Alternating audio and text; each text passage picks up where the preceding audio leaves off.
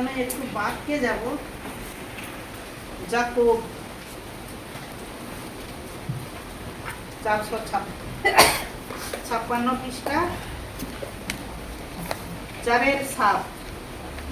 অতএব তোমরা ঈশ্বরের বশীভূত হও, কিন্তু দিয়াবলের প্রতিরোধ করো, তাহাতে সে তোমাদের হইতে পলায়ন করিবে। দেখো, দানিয়েলকে যে সিংহের মুখে ফেলছিল, সে সে কি করছিল? আর সে তো দিয়াবল, সে শয়তান, সে তো জন্তু, তার মধ্যে তো কোনো মায়া দয়া কিচ্ছু নেই।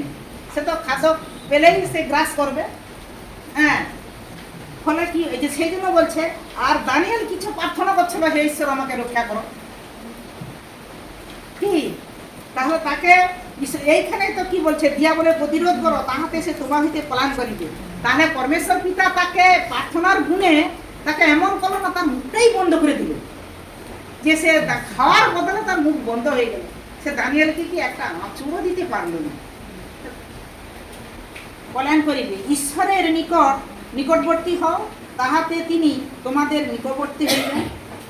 তাহলে ঈশ্বরের যদি আমরা সদা সর্বদা, হ্যাঁ, এই যে মানে পরমেশ্বর পিতা কি চাইছে, তার সন্তানগণ সৎ আচরণ করুন, একটু যেন না তারা পাপ পথে যায়।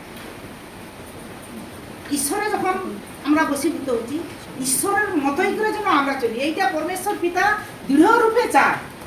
কিন্তু আমরা শয়তানের কবলে মাঝে মাঝে পড়ে যাই।